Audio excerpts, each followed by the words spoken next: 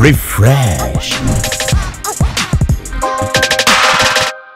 Sawa bwana, tuwaibie siri ndugu zangu za ndani kabisa. Ndugu yetu Due Santana katika harakati za kutafuta habari na vitu vingine kama kwenye ulimwengu wa entertainment akawatimbia ndugu yetu Feruz pamoja na Sanecha. Wakali hao tunaelewa the walivyokuwa wamefanya vitu vikubwa kwenye game ya Bongo Flava. Na this time around bana walikuwa location, walikuwa wakifanya ya kwao, wakishoot video na vitu vingine kama hivyo. Sasa bana, kama unakumbuka vizuri, watu wawili kamishoni kubwa na nzuri sana. The time ambao walifanya ngoma ya Boss ilikuwa poa, na this time around bana Due akawanya pia kimya location wakiwa na shoot, na kuna mambo mengi sana ambayo yalikuwa yanaendelea. Unajua bana Due siku zote ambapo sehemu ambayo hajaalikwa yupo, na this time around bana wenyewe kuwavamia kimya. Sanecha alikuwepo pale, lakini mwisho wa siku Feruzi akasepa akabaki na Sanecha, na haya ndio lokopo yakiendelea location.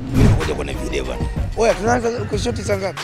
Oya, tunaanza bana, utamalizana naye baadaye. Wewe utamalizana naye baadaye kwanza. Wewe tuingie kwanza. Tuongea mimi. Sawa, nisikize tumalizane. Tuache tuingie kwanza. Sawa. Naenda kwanza. Sikilize kwanza.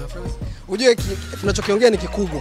Ndio, lakini tunachoenda kufanya pia kikubwa. Huo sio muda. Maana kwamba tunafanya kitu kikubwa zaidi. Sikilize kwanza kabla sawa. Vipi huko? Fresh. Bwana Due, hebu tuache bwana kaka zako bwana. No, nataka kwa experience. Sawa. Ndugu yetu Feruz bwana aliamua kuchimba na kumwacha Due Santana pamoja na Juma Nature. Watu wana mambo yao bana mjini hapo, watu wako busy na harakati kila kitu. Anyway, sasa in case you didn't know bana, na tunakwambia sasa hivi ndugu yetu Juma Nature amepewa mtaa kwa maeneo ya Mbagala. Kama mimi nilivyopewa mtaa huko kwetu kwa Morogoro na kutadia ndugu yangu. Anyways, amepewa mtaa ambao unaitwa Juma Nature. Atuambie amejisikiaje kwamba wakazi wa Mbagala wakaamua kumpatia zawadi ya kuita mtaa wao Juma Nature. Yaani siku zote yani watu wana akili zao timamu, wana nchi yao, wanajua, wanaelewa kwamba tufanye hivi. Kwanza mimi nashukuru sababu nimepewa heshima kitaa. Ni kitu kizuri. Kwanza nilitakiwa niwe mkubwa zaidi tana hapo, lakini wamefanya kitu kizuri kwa sababu street yenyewe inanikubali kutokana na mimi mwenyewe jinsi ninavyoishi nao. Ushanielewa? Na nimekaa kwa muda mrefu sana kwenye game, afu nimeangalia jamii kwa muda mrefu sana. Kwa hiyo sidhani kama ni tatizo walilolifanya. Wamefanya vizuri kwa sababu kuna watu wengi walisahaulika, walikuwa wako juu sana. Street inasababisha watu fulani kuwaheshimisha, mnasema wenyewe, kuwaheshimisha. Kwa hiyo hawajakosea. Wa mimi bado nataka nione Professor J hapo. Yaani street sehemu tunazoishi, kama tunaishi na watu vizuri, kwa nini wasiandike vibango baba? Hapa bana Temba.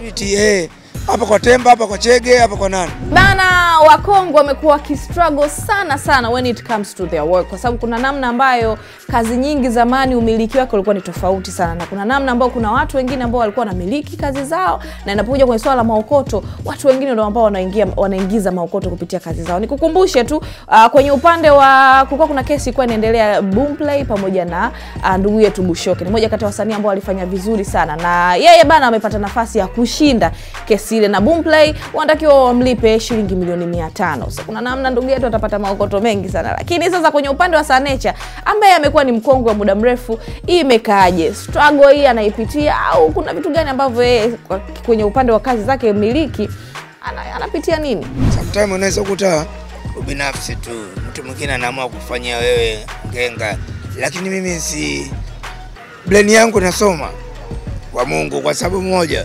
Nisema kidogo cha kwangu, kikubwa cha kwao, na Mungu ukitaka nipate kikubwa nitakipata tu. Kwa hiyo mimi hata kama nimeibiwa kiasi gani, sijali.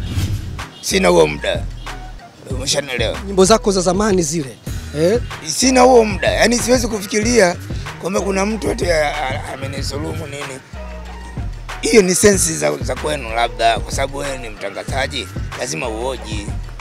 Kuna watu mmoja mambo mengi sana yakaya kijinga tu. Lakini intilia, nikwambie kiukweli kabisa, mimi siwezi kukaa nikawaza mtu fulani ameniibia.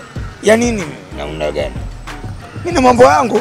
Lakini wanadai nyinyi wasanii wa zamani pengine ndio mngekuwa matajiri kushinda hata wasanii wa kisasa kwa sababu kazi zenu zimeingia. Kwani wewe tajiri? Una utajiri gani Due? Wewe tajiri sasa hivi. una magorofa kama haya. Pengine mkisimamia kazi zenu vizuri zingewanufaisha sasa na familia na vizazi. Yani sisi tunawafundisha, tunapeleka watoto shule na wajukuu zetu shule ili waje kuwa na magorofa kama haya. Sasa usiniambie mimi mwenzako mimi niko poa tu. Sina huo muda, yani kuwaza ujinga. Sina huo. Yani wewe fanya vyovyote, mimi ni dhulumu, nione unavyotaka. Muda huo sina, baba. Ila najiamini mimi ni msanii ambaye msanii pendwa. Bwana mkongwe Sir Nature ametushangaza sana kwa sababu mwisho wa siku bana, inapokuja kwenye swala la kazi zako, alafu kama kuna mtu mwingine anapiga pesa kupitia kazi zako, kuna namna unajidhurumu wewe mwenyewe nafsi yako. Lakini kwa Sir Nature inaonekana kama yeye hajali, wala yani he's unbothered, wala yani kama haimuhusu tena, anaona kwamba ameamua tu kumwachia Mungu. Lakini kama wanasema if it doesn't make money it doesn't make sense, sasa kwa upande wake yeye kama hana tena, hataki, yani hajali, anamwachia Mungu. Sasa lengo la yeye kufanya muziki ni nini? Yani what's the point kama pesa ambazo kupitia kazi zake kuna watu wengine wanazipata, wanakula na kuziingiza, alafu yeye anaamua kuachia Mungu? What's the point? Juma Nature, tuambie ndugu yetu. Ndio inavyotakiwa. Kwa sababu gani? Lengo la kazi yangu nimeshalipata. Kazi za ugali. Lengo la kazi yangu nimeshalipata. Kwa hiyo ndo nalizika na watu wengine wanatoboa. Lengo ni nini hasa? Lengo ni watu wanavyotoboa, mimi najisikia amani. Na wala maokoto wewe? Maokoto ya nini? Maokoto gani? Wewe ndo unaumia. Mimi mwenzako siumia. Naumia nini?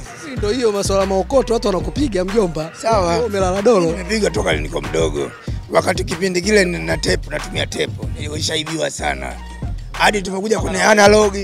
Mpaka na waini. Hivi si digitali. Sasa hivi nitashangaa nini? Mjomba, lakini ninachoongea na mkubwa unanielewa? Kwanza inuumiza kichwa. Uniumiza kichwa wewe duwe. Haya kwanza umenielewa, lakini mimi nimekuelewa kwenye. Hauna swali jingine? Swali jingine mimi sina. Zaidi yote tayari utaenda kwa edit. Zaidi tu labda edit huko.